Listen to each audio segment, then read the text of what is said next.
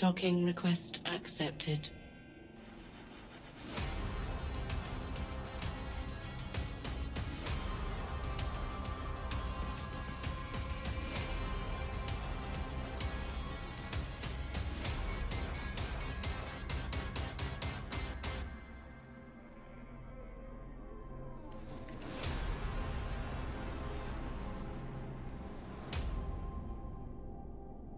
Anyway. Good morning, New Eden. Today is October 27th, 2024. This is the Federation Frontline Report. Happy Halloween. Happy Halloween. Happy, happy, happy, happy. I'm your host, Frozen Fallout. We're doing a special Halloween special. And, I'm here with my co-host, Night Flyer. How's it going, man? Hey, doing good. How is everybody? Thank you for tuning into the show. Yeah, Halloween's coming up. I don't have any kids trick-or-treat with this year. My kids have all aged out. Oh. So I don't know. You're I think we might just do a bonfire in the street. I went to the House on the Rock, did the haunted house tour with my wife, and then we went to a vampire ball at the Crucible. Oh, no kidding. Got to hang out with the vampires. So you went to the house. You went to the House on the Rock. So I've been there for the first time this summer, and again, not a huge fan. I think it was. Yeah, I think we talked about this before, and I'm sorely disappointed in your. You're not amazed by the magic of the portal that you went through to another dimension. Where's your childhood? And then the scare. Because then you go into the dollar room and you're like, oh, these fuckers are gonna murder me. Do you get that? Scary. No, I don't know. I don't believe the whole storyline. I think it's kind of. It doesn't seem real. This guy. Again, they're gonna say this guy who had no job built this house in the middle of the woods, and I'm sure he didn't get permitted for any of that stuff. But the grandfather did or something. Who knows? Well, maybe the rules back then weren't rules like we have now. Yeah, true. But 3 warehouses full of crap later. Like, where did this guy get the money to buy all this crap? And 2, how did he find it all? Yeah, I mean, there's millions upon millions of dollars. Yeah, I mean, this is pre-internet kind of stuff. You would have had to have teams of people out with we need 10,000 doll heads, and we're gonna stick them behind this window that people can look in. And again, after the first warehouse, maybe partway through the second one, you're like, all right, let's get to the cool shit, They have the big steam engine room, which I thought was actually pretty cool. I thought that was kind of neat. But then, like I said, they just have the little weird displays and stuff all over the place. And I don't know. After 2 hours of walking in circles, my wife's like, yeah, she's like, I'm done. Do we have to actually stop and look at anything, or can we just get out? Is there an express exit? So stop looking at the stuff and then. Yeah, but I could see if it was all done in a Halloween thing or whatever. Yeah, no, Halloween, and when they do it up for Halloween, it's a lot shorter. It's only a 40-minute tour. Nice. And it just, they do a little bit of jump scares, but a lot of it is just this shit is all haunted anyways. So just, bring down the lighting, make things flicker. I really do like that area of Wisconsin that kind of was in northwest Wisconsin, or from Madison. It's just a beautiful area out there. So kind of where you get the hills and the bluffs and the trees. Yeah. It's not all just farm field. The flatlands that are Illinois just don't really compare. Absolutely. Yeah. No, there's definitely some beauty to be had out in the wilderness that is Wisconsin for sure. And I would say that's actually the Southwest, Oh, okay. Yeah. I don't know. I got to turn around. Yeah, but north of Madison, northwest of Madison. Yeah. Yeah, we and that was a big trip that my wife and I did this summer. Is we drove through there and with an RV, and that was fun. So I'd do that again. But yeah, so Halloween season is here. We're But we also have a bunch of other stuff that just happened in EVE Online. So we had our retrospective on Vegas. That was last week, and we almost spent like 2 hours talking about Vegas. Thought it was gonna be like a 45-minute stream, and turned out to be like be getting trash out of my mind. Yeah, well, in all fairness, if you were to cut out all the incoherent ramble and all that stuff or the tangents that went off, it probably was a 45-minute stream. Yeah, I don't know. If we had an editor, I don't know if anybody enjoyed listening to it, but I had a lot of fun making it. I said I had a lot of fun going to Vegas. Hoppy says that you can talk about Vegas for weeks. Absolutely. Right. Yeah, it's just so much happens, and that's and again why we're both pushing to go back to FanFest this year. It's just so much happens. It's such a life experience and so much fun, such good people. I think you would agree with me that it's like Vegas on steroids as far as the meetup goes. Right. Not that Iceland is compared to. I think so. Yeah, I would say FanFest is a whole different other universe that's like way better. The big reason is because it's not hosted by one of the factions, and I feel like that's one of my disappointments with Vegas, and I think I would still have that disappointment through any year that really, besides maybe a year that there was a time when CCP had control of it, but it's when one faction rules that control of the meetup, it's lessened, like even the Madtown meetup being hosted by the Federation Frontline, I feel like that lessens it. If it was a CCP event, you're gonna get like all types of crazy people that just want to talk about EVE. But there was lots of talking about EVE and hanging out, meeting new people, very friendly people. I would say that I would do Vegas again. My wife even said, she's like, hey, next year if it's right at my birthday again, let's do it. So she had a lot of fun. I'm glad because it was her birthday, and it could and there's a part of me that goes like, you're such a piece of shit. Like, you took your wife to an EVE meetup during her birthday, and I was like, well, fuck you. She loved Vegas. She plays EVE. Fuck you, other self. But I think it's a big time is all the meeting, the people and stuff you meet at these things, the real life things, like running into Hoppy and talking to him. I thought that was great. I love meeting the other streamers and stuff that show up to these things. Yeah, like I said, so Hoppy was the one on this one, but in Iceland, I mean, you get to meet Oz, met Chaos, met a whole bunch of people. And yeah, Vegas was cool nice because we got to meet the Pope out of the Pope costume. We got to meet Mystic. We got to meet, Alcoholic Saint was there. There was Gobbins was there. Even Kisriel stopped in for like a short bit. There was a lot of good people to meet. All throughout the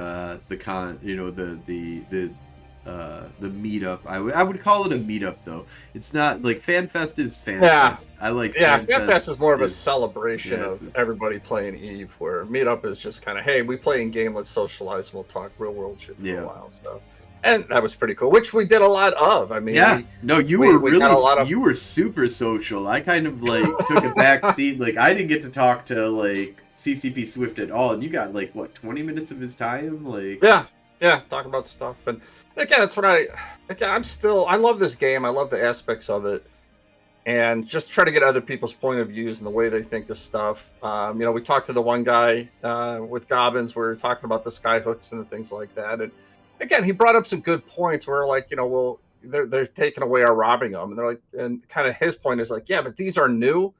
And we haven't really had an opportunity to get our feet under us yet while we're trying to change SOB, and we need these things to develop our SOB. And until we do that, it's, and again, I think everybody in the game agrees that this total switch from one way of robbing to another is the 1 hour. It's too much. It was too big of a nerf on it. So, I feel like but I do get his point of like, hey, give us an opportunity get us an opportunity to get these things set up, get And us then an we'll opportunity fix to get our it, you sobs know, designed. yeah. Yeah, and then Make we it can. more rateable. But I could see that if they would have started off with this 1 hour window and then kind of scaled it like open. Yeah, that's one thing I think CCP needs to be really careful about, and something that I would have advocated. And we'll talk about the CSM here. I think next is, you know, if I was on the CSM, one thing I'd advocate of is you need to be really careful with the Nerf Batman. Like that's the way to piss people off. Like the worst thing you can do to make your player base pissed is to nerf shit. Boosting stuff might piss off your player base to a certain degree, but it's not actually that much damaging. It might be damaging to the economy, but morale-wise, you know, boosting something is or having something be OP for a while is not morale killing. Unless it's been around forever and it tipped the scales towards something like Potch is kind of turning into that, like, yeah, that's way too, you get, like, we do need to take a Nerf bat to it. But you got to be, you know, you have to be really strategic, really scalpel, you know, you got to understand. And so when you bring out something, you know, bringing it out OP'd and then nerfing it is way worse than starting it nerfed and OPing it later. You know, but then you also have to be very careful with the promise of I'm going to give you something cool and then not delivering something cool. The hardest thing in EVE is to try and balance it out where if you make something OP, to bring everything up to snuff on that, you know, to make it something that is comparable in power. And so there's a balancing act in all of this. So you have to be really careful with this, and massive nerf bats, massive changes in game mechanics. Like, maybe that was required, but you need to be super communicative on that. You need to communicate why you did what you did, what you're doing next, why you're doing what you're doing next, and being very open about that. And CCP is kind of not really communicated why they did this change like they did. They said that they did it, but they didn't really say why. Yeah, well, but fuck that. I don't care if it's uncommon or common for that. Fucking tell us. Well, I was just saying, what the fuck you're thinking. And just tell me what you're thinking. I don't know if it's a cultural thing or if it is just the fact they don't want people to try to scam the system. If they give too much information out, they know that people are going to take advantage of that. And so I just want to know their why. I just want to know their paradigm, you know, what they're thinking and why they do what they're doing. Because I don't know, people are way too harsh on other people for doing what they do, you know. It's like, but once you understand people, you understand why they do what they do, it becomes a much more apparent. You know, like the more we can communicate and understand why we do things, the better that we can come to a coherent understanding of not necessarily agreeing, but at least understanding why you're doing what you're doing. And again, it's a lot easier to scale up than it is to scale back. If you're in, you know, if you and I are talking and I come out of the gate and I'm like, hey, I'm going to kick your face in. Okay, it's hard for me to reel back from that to go, okay, now let's be friends. But if I come to you and, hey, let's be friends, and things escalate to the fact where we got to kick each other's faces in, that's easier to do. Yeah. That makes sense. It's easier to scale up than it is to actually pull back in some of these things. So, you know, I think that this was an example of that. If they would have like opened it up with this, like, all right, well, you can only rate it once an hour, and the guy, you know, you can only take so much. Okay, cool. And then when they say, okay, this isn't working, we can soften this up. So Liberta says that would have made a little more sense. A deployable object for skyhooks to be robbed. That's interesting. I haven't heard that before. It's another interesting thing. More code, more things you need to put into the game. Yeah, well, that's kind of how this den thing is working a little bit, and I'm kind of interested to see how that works. What do they call it, the robber's den or something like that? That you affix to the skyhooks now that will remove some of the workforce from it, and as long as you like maintain it, you can actually. Hoppy, you know what? Quick tell from it. Real quick, Hoppy says that he's gonna come to 2026. I think we should try and finance Hoppy to 2025. I think we should find a way to get Hoppy. I think if we our powers combined, maybe at some point we could get Hoppy to 2025. Anyways, though, yeah. So but let's talk about the CSM. Yeah. So CSM just ended. I got ranked 20th or 31st, I think, is what I came out is when I got booted. Out of, yeah. And so it started off at what? Swift used me as an example. I was excited about that. It was like, oh, Frozen Fallout's name got said more than just I got booted out. I am also an example of when you do get booted out. Yeah, and I haven't seen it yet. I'm looking for the rebroadcast, but as we were talking, well, you and I were talking before, I searched all Friday and like Saturday, like trying to do every online search I can for when do they do this, and I could not find it like anywhere. Except for he didn't ask me. I didn't ask you, so I wanted to find the answer on my own. Just asked on the Discord. And then, yeah, like, dude, where is other this people goddamn thing? would have known too. Should have done a better job of broadcasting that. So, but yeah, it was on Saturday.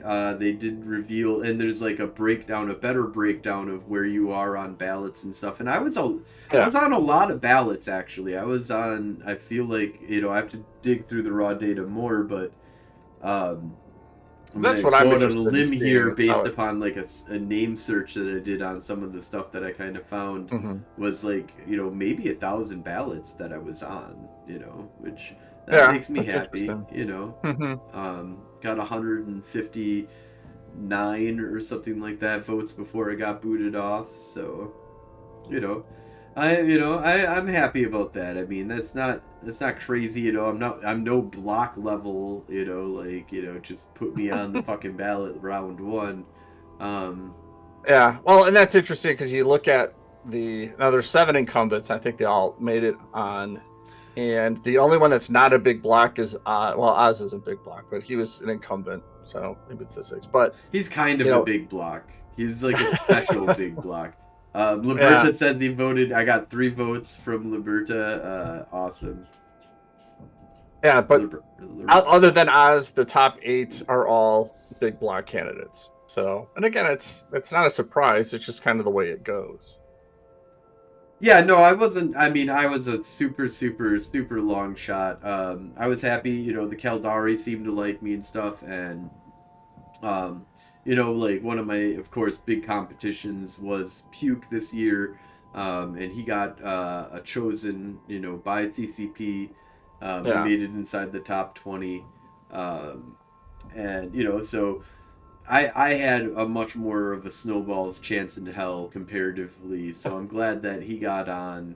Well, yeah, and I think that is one of the issues too, is that when you made the announcement that you were going, I don't think he had yet. And maybe he had made the plan, but he hadn't announced it. And I think that may have helped kind of like split the vote a bit, as it were. Is, if you're looking for that low sec. Yeah, we're part of that third party candidacy.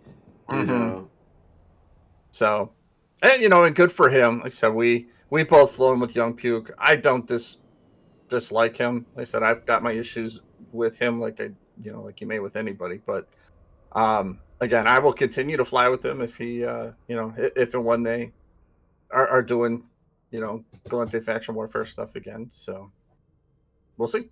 But actually, and then Drake got on as another pick.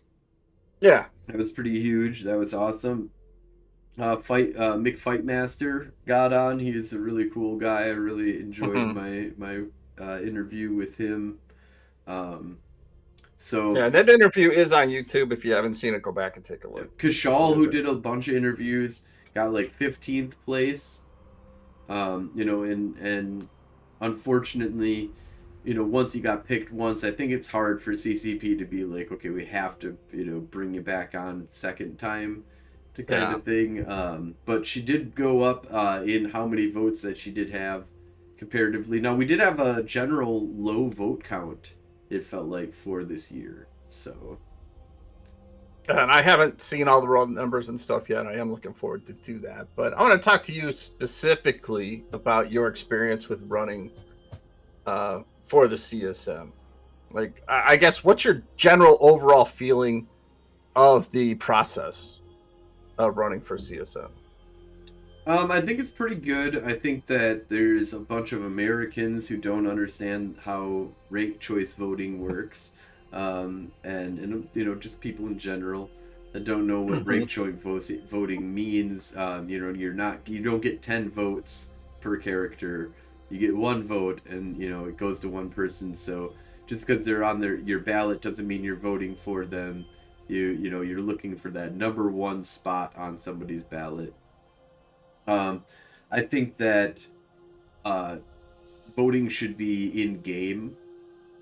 It should not be an extra website that you go to. It should be a pop-up in game, and there should be like candidacy breakdowns, interviews. There should be a thing that says, CCP says, okay, if you do any interview with anybody here, submit it here. And then when you go to vote, it's like, okay, it'll just take you to a YouTube portal or whatever. That'll just take you to the embedded video and be like, here you go. Here's the video if you want to watch. If you want to learn in-game about these people. I think, it's all about pushing it to the in-game aspect for me. For this is my biggest disappointment in this whole thing, is that it's not, a huge in-game event thing. This should be the pride and fucking joy of nobody does it like us EVE Online type aspects. This should be talked about on BBC News. This should be a whole fucking this should be their pride and joy. Doing it at the same time as the AT tournament, not bad but not good. Publicity wise, I think there's a much better opportunity for you to be really big on the AT tournament, which also I think should be a worldwide sporting event type kind of thing that people get into. There's a lot of potential, I think, for esports in EVE. Esports is not dying out.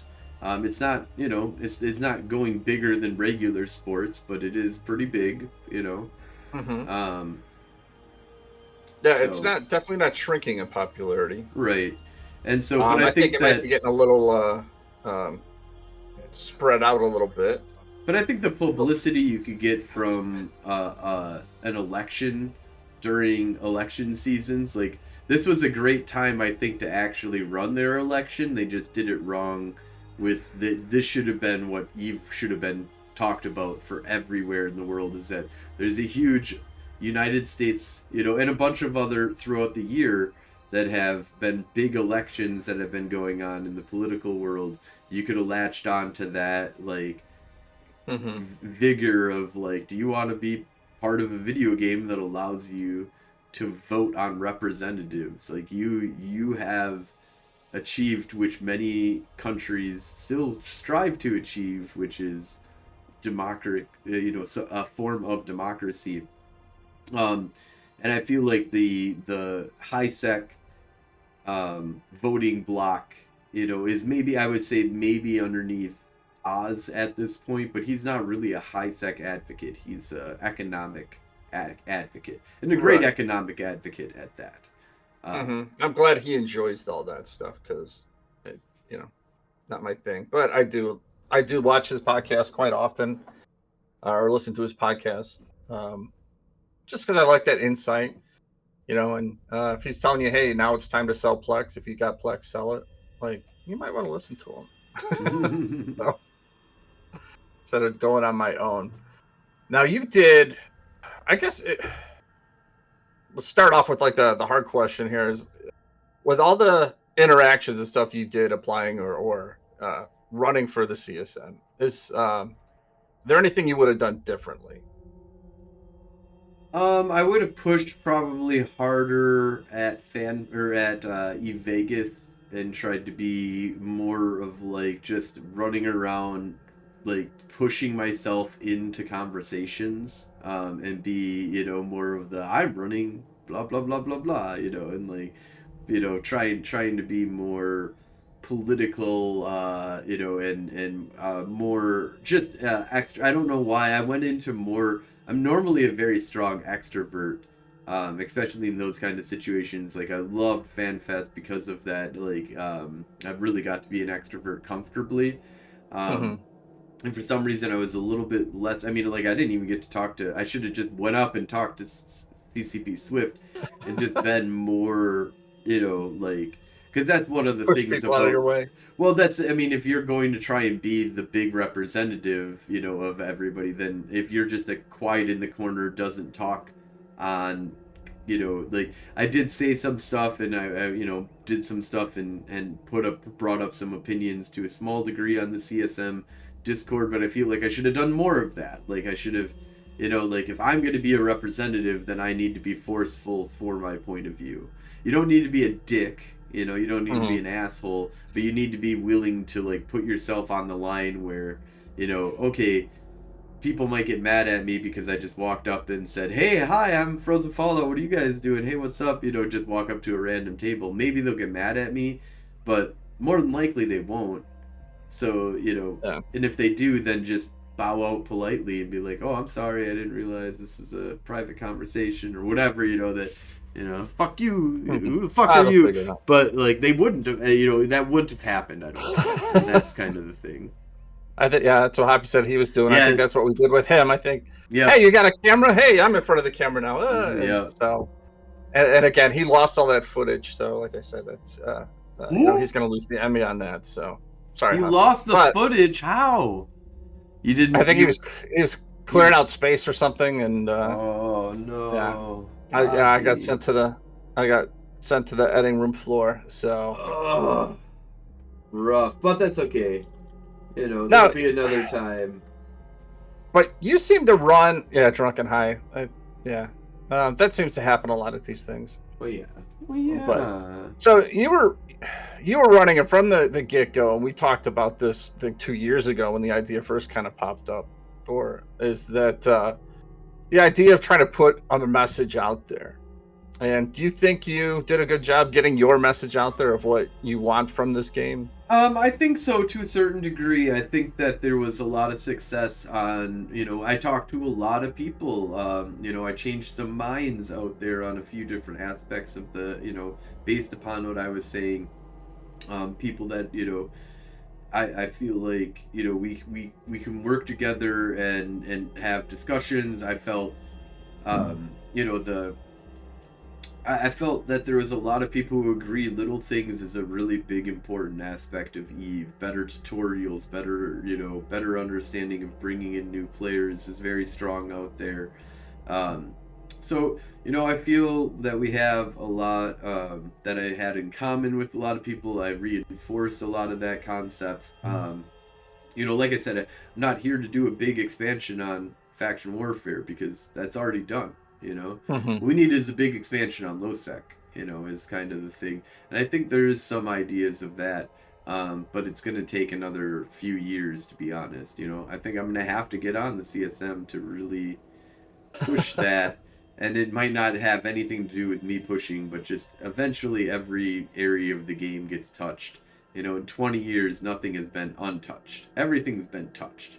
Not necessarily given all the love that you would expect or want, possibly tough love and or like abusive relationship that has happened with some areas of the game. But for the most part, I think this game is way fucking better than it was 20 years ago, than it was 10 years ago. Even though 10 years ago, I think like around that time, 8 to 10 years ago, maybe right around ish that time, right, give or take 5 years, because oh my god, this game is so old. There was a peak high of insanity of like 60, 70, 80,000 people that were playing this game congruently at one time on the thing. They were happy to get 40 in the game. Sometimes actually takes a shit when 40,000 people are on the game at one time. I would love to see more people playing the game, and I think there's some people who get like, oh, if there was like 1 million people, this game wouldn't work. And it's like, I don't know, I think this game does scale. It scales up better up than it does down. Actually, the game starts falling apart economically if there's not enough people. I can see that. I know, like when I first started playing the game, they still had the ore anomalies and even some gas sites in that would pop up randomly in high sec from time to time, and I kind of missed that um, when they took that away.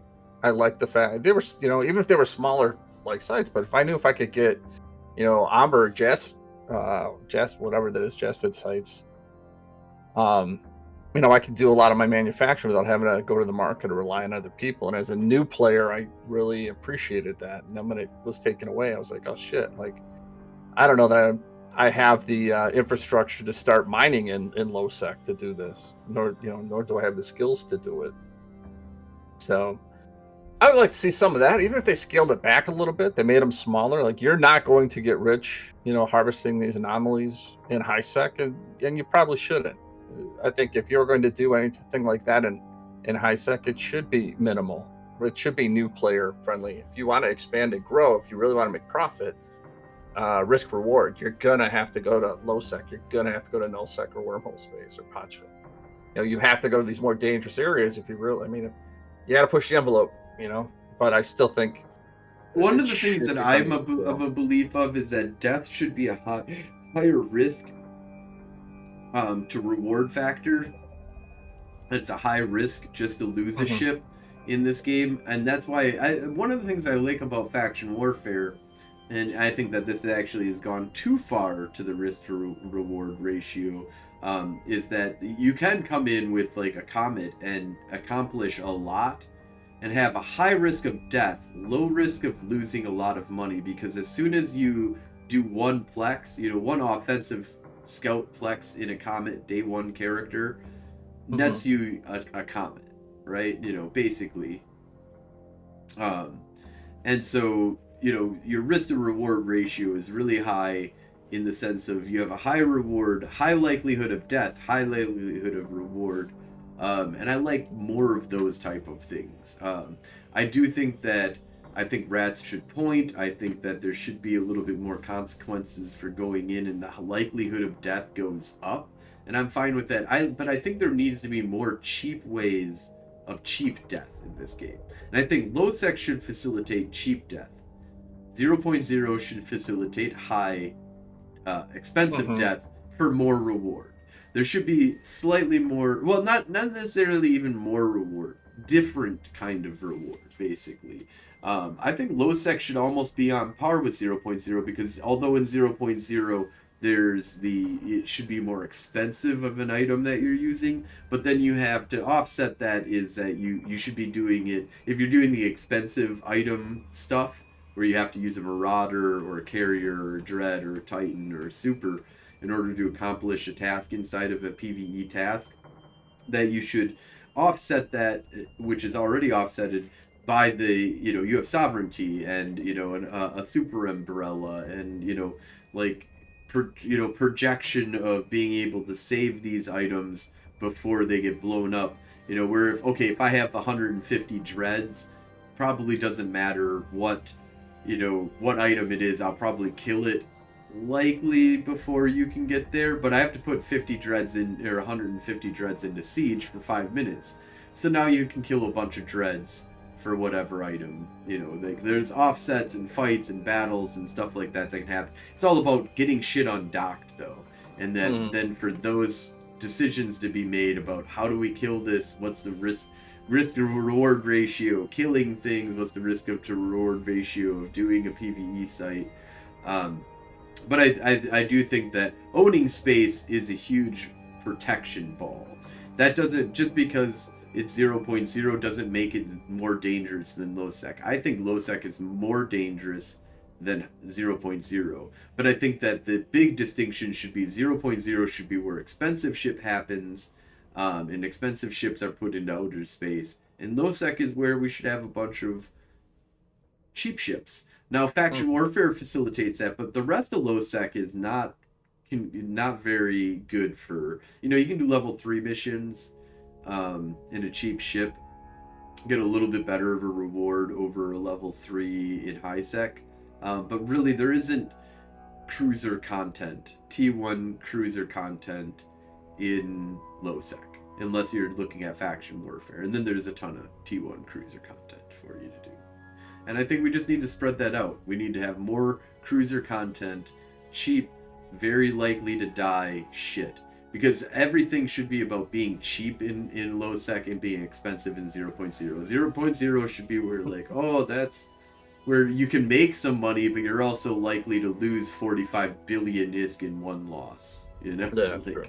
Yeah, and that was one of the big eye openers in like Vegas. I think we were talking with people. We were talking with Gobbins and kind of the group that was surrounding him, and kind of our conceptualization of finances and how we run our corp or ship loss and that kind of thing is, I'm like, oh my god, like it was a warped difference between us. Like there's a world difference between what we consider a large loss or a large profit compared to what they do. And well, then there are 25 characters that they have.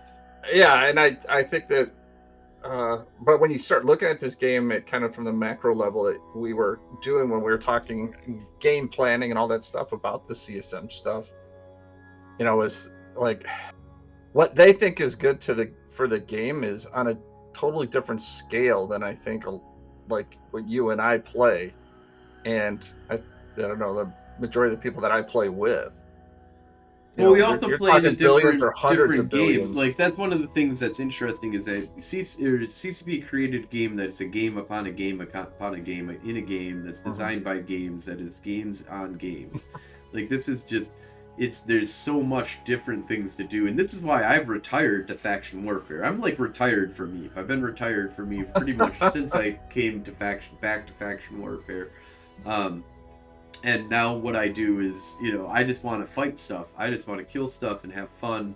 I don't care about the ISK-making opportunities anymore. I want to be able to live my lifestyle, and CCP has provided me a path to live my lifestyle very comfortably. I provide ships for fleets off my faction warfare income, because that's the only income I really have. Going to events and getting event skins and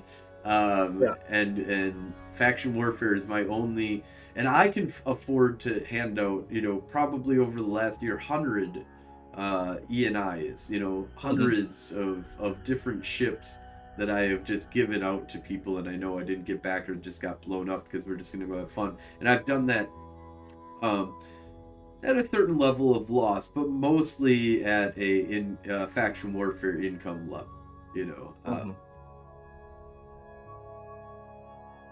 So so I think that we play a different game than what they play, and that's okay. And I'm always interested in seeing what the other aspects of this game are. And there is a 0.0 massive multi-boxing. All I'm here for is to make billions of ISK a day, and then throw that away on things, events and people, and there is a certain level of you're more likely to be greedy and hold back losing any of these items when you're getting to that level, whereas I'm much more likely to just throw my shit away because I'm not very rich. I'm rich enough to just throw shit away all the time and have fun and not feel like I'm totally fucked at the end of the day. But I feel like at a certain level of rich, it gets to the point where it's like, yeah, I could throw my Titan at this, but it's like, 80 billion ISK or 170 billion ISK or whatever, and then, no, I'm not. I'm just going to have that item. I'm just going to hoard all this shit. I'm just going to have all these things and not use it. And so I think that's a detriment to the game. Yeah, I think you and I, we've done this a whole bunch, we talked about it, but is kind of the min-maxing of how much fun and activity can we do in a cheap ship. Like the Cockbag Thrasher is just a perfect example of, here's an $8 million ship. We can throw these away all night long, but we also can kill a lot of stuff, and we can have a lot of fun. We can have a lot of group fun with them.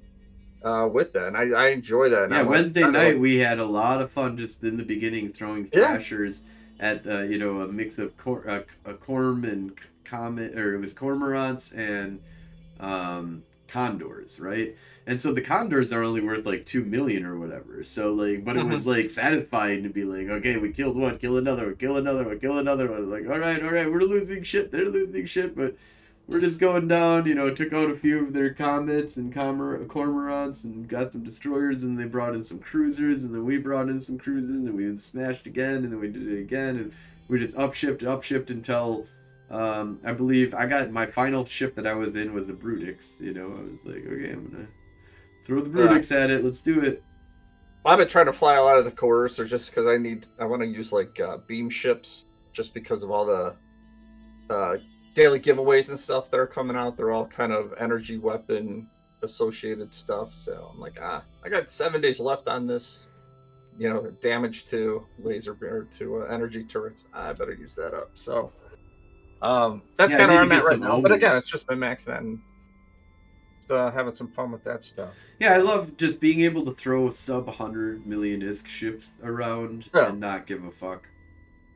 Trix and me, you know, we've been hanging out, talking to each other, you know, setting up stuff where it's like, I don't want to, like, I don't know, I've been reached out to before, and, you know, I kind of said that I'd do it, but really, I don't want to be like, you bring 5 people, I bring 5 people, and then we go together, we warp to the sun at range, whatever you want from, you know, and then the thing, and it's like, no, I'm going to go to a fucking Plex, and you're going to fucking kill me. I'm going to try and get to the Plex. I'm going to go to a gate. You're going to try and kill me. Fucking get me, bitch. Right, yeah, you know, like, I'm broadcasting it. You know what I'm in. And if you come with 15 Logi, I might be like, you know what?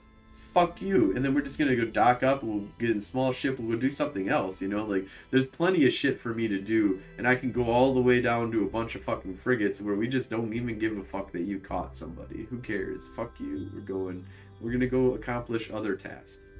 And that is one thing that I think we're going to push harder. I want, one of the things that I want to do with the broadcast, and I want to talk about the Warzone and other news that we got going on. This is but we haven't had a news broadcast in a long time. Wow. Yeah. We've been doing interviews upon interviews.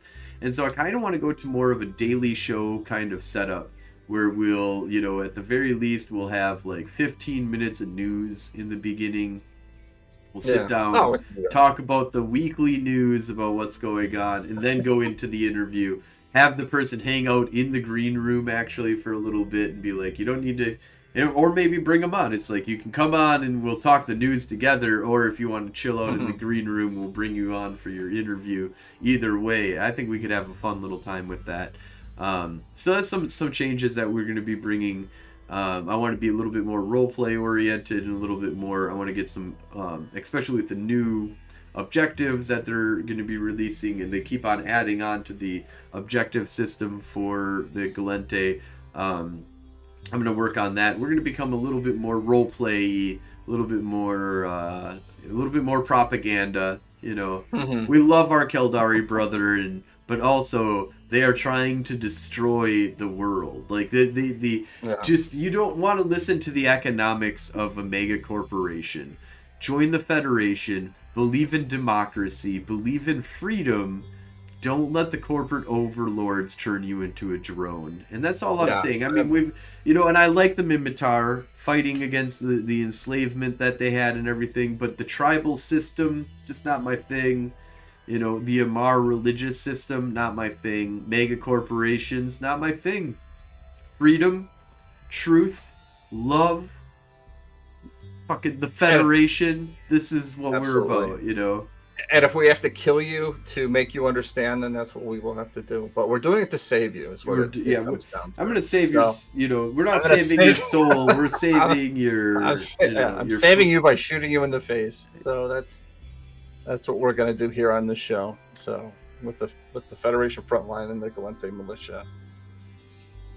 Oh, but you did a lot of interviews. Not only did you go on dozens of shows, you've had a dozen plus people come on to this show and talk with them. And I couldn't keep up with you. I'm like, how does this guy have a full-time job? Because, you know, I was off like a lot. I took, like, 2 just weeks got off. another full-time job. Like I had off a lot just before this all started. I was like, oh, I I'm like, started this my guy job, is- and now I've got to like Oh. interview 90,000 people. I'm like, it must be great being young because the energy that you had to keep going on with that. But no, it looked like you were having fun. I really enjoyed a lot of the interviews. Kaz, your interview with Casimir, I thought was great. Now he's a great interview. He's a high energy kind of talker and just a brilliant mind. So it's just fun to kind of listen to him talk about CSM goon stuff and all that. Again, it's just he plays a part of the game that I don't play, didn't play, haven't played,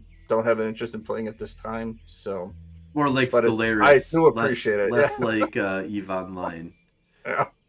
I think that we talked about that during our Yeah, probably a interview. bit more. So, but again, I think that's his game style. Compared, even within Eve, it's that meta game.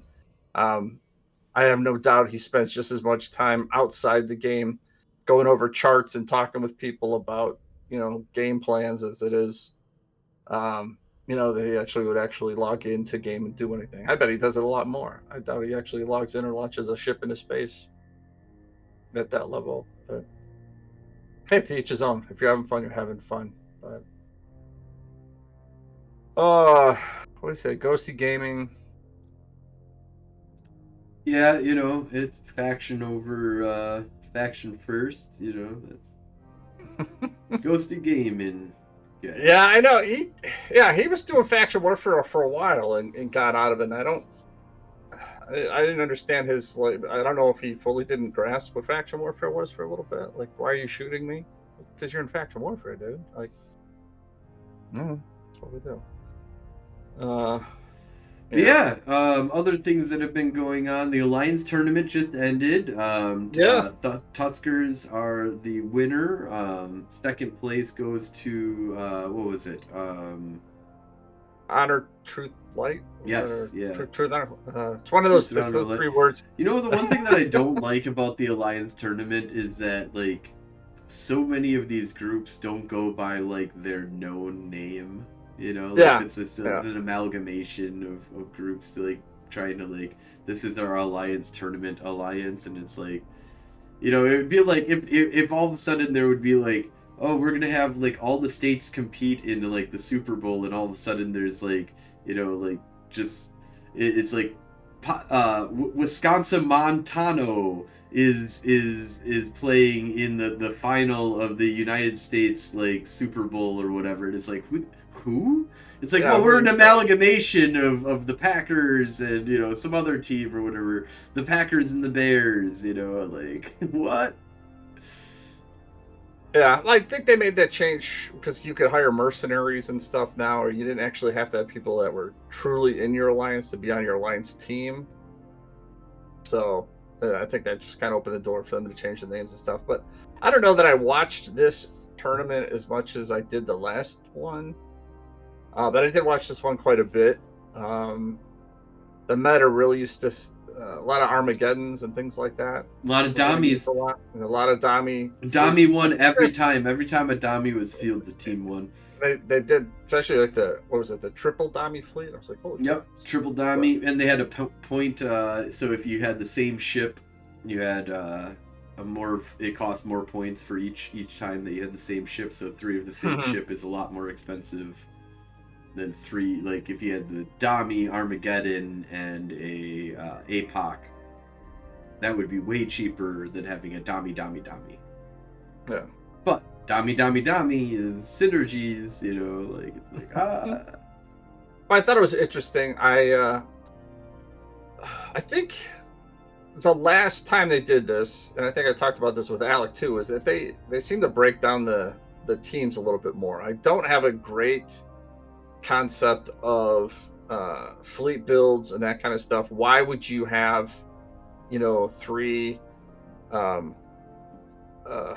don't know, 3 Damis and the rest of this stuff? What are you hoping to go? How are you going to fly this? Is this what they're calling the gun rush fleet compared to guys that are trying to do a kitey fleet? I kind of understand that, but you only have these 10 ships to choose from or that you're going to be using, and I don't know, from kind of the layman perspective, I think I'd get more out of the tournament if I had somebody kind of like, oh, these are what they're fielding, and this is what we're going to see from them. This is what these will be able to do.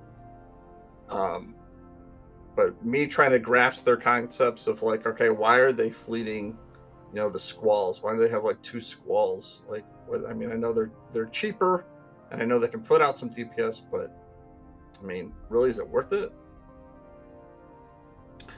Yeah, I mean it's there's why would you go with Damis over Armageddons? Like what's because the base Dami versus a base Armageddon, if you're gonna go Newt boat, I would go Armageddon. But maybe there's a reason that extra mid slot is that something that really influences that, and they do some good in depth type stuff about a lot of this stuff. So they try their best, and it's on the fly, and you're not in that comp, so you're just guessing at what some of these people are thinking. And then they're also wanting you to not know what the fuck they're thinking. They're like, fuck you. You don't get to know why we brought 3 Damis. We brought 3 Damis, and you just make up why you believe that way. And maybe both people are wrong on what the reality is of the situation, but it's, and then you get down to what actually happened in the fight and stuff like that. But it looked like Damis were pretty fucking good. Navy Damis fail every time apparently. So Navy Dami, and Sin, so you don't suffer the point increase. Yeah, but the Sin is way more expensive than the Dami. The Navy Dami is more expensive than Dami, so you're already taking a hit there, and they don't synergy as well as Dami. So, but I was seeing over 6,000 people watching the stream. Yeah, it's pretty impressive. I thought that was higher than the last one. I thought was in the 5s. So yeah, maybe I got that wrong. But 6,000, and again, we talked about esports, and I think it's a thing, and I think if again you could maybe scale it and educate people who aren't active EVE players to understand what it is these ships can do and stuff, maybe it would draw in that crowd, or at least for me, I wouldn't have to fake. I understand what's going on quite as much.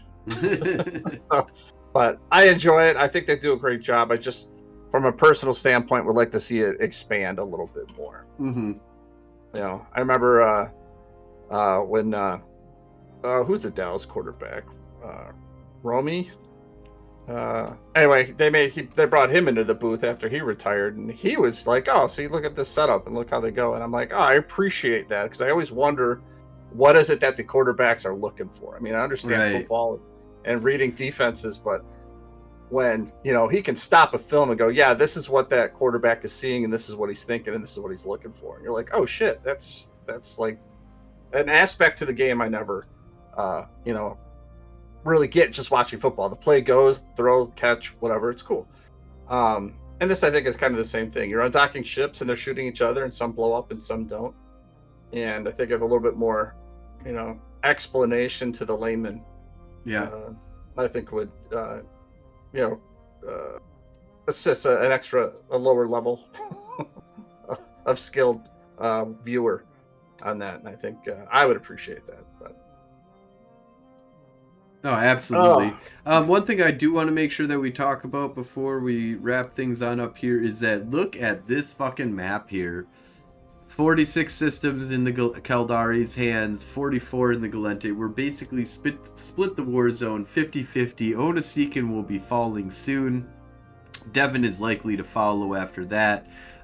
So we're looking, very strongly like having more than 50% of the war zone under our control for the first time in years, pretty much since the new frontline system came out. But I also think this is a testament of how good the frontline system is.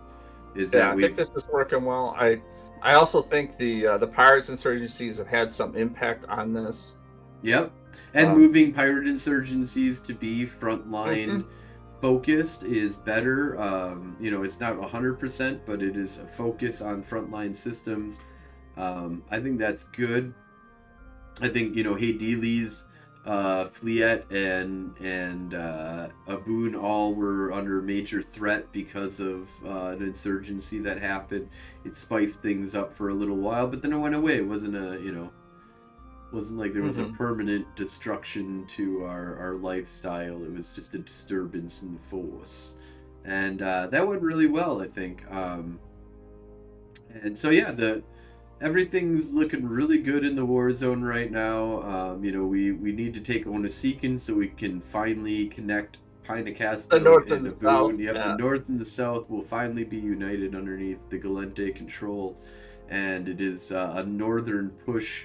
Mainly, you can kind of see that, in order to get north, we got to take Nissawa, we got to take Hidama, Risato, and then Risato gives access to the north, or going through Onasikin and Pavanaka. These two entry points into the north are also needed in order to get into the two different. We've got the north in the west and north in the east. I just also want to take every chance that I get to say that look at this beautiful map CCP made. CCP made a beautiful map, finally. Yeah, it definitely makes faction and it's warfare. only for faction systems. warfare. It's So everything much else easier to gets read. shit maps, the shittiest maps.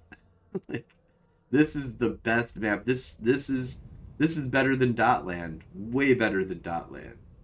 Mm-hmm. Everything else shittier than Dotland. Even the new Pirate, way shittier. I like the way that if we keep pushing north like this, and north keeps pushing, we'll call it east. That means Natoras. Yes. May actually be something that can be. Yeah, I think we can get Natoras. I think that's we'll get possible. back into that. Now, the sad thing is that I would like to have the front lines be in Hades, to be honest.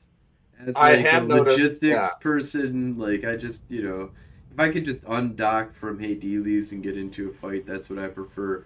Space doesn't matter right now. If they let us develop backline systems, then I would be more excited. But right now, I'm kind of it only proves that we are fighting back against a massive horde of people that, we need to do a monthly update. We're going to look at the Caldari and the Galente. I think we'll do that maybe next episode, where we need to do a breakdown and look at Galente versus Caldari, and then I think we'll shift into our new news mode, which will kind of keep an update on that kind of stuff every week then. But I mean, we are, way less in numbers than the Caldari. Now, most of them are farmers, and we're kind of even on PvP, but they still have the farmers, and this proves that our spirit of PvP is better than the spirit of the farmer. We're able to push back from the brink, and we went from 6 months ago we had 3 systems or whatever. It was they were posting on Reddit, "You okay, Galente? You look like you're in a bad spot." I'm like, "No, we got him right where we want him. It's fine." Yeah, So, definitely. cool. I do know, Kirk and kind of the crew out there that do a lot of the fighting out in the Fleet area have been putting in a lot of time and working hard to, keep that under our control, because that opens up the frontline systems in the south there that we need to keep pushing forward. So just a quick shout out to them for the hard work. I know the hours they're putting into flying. Absolutely. We should probably go join them. But I think after the show here, I'm going to grab my Culver's. My wife stopped at Culver's to grab me some food, some shrimp, I think. And I'm going to eat that and then probably go do some faction warfare. Cool. Yeah, I think I need to grab some food here too. I think we're going to take a short little break here. And we're going to be back doing some more giveaways as well for the stream. And yeah, I'm going to go into the night. I think we'll run around and do some faction warfare. So I'm going to go back over. We'll do a stream fleet and hang out with some people.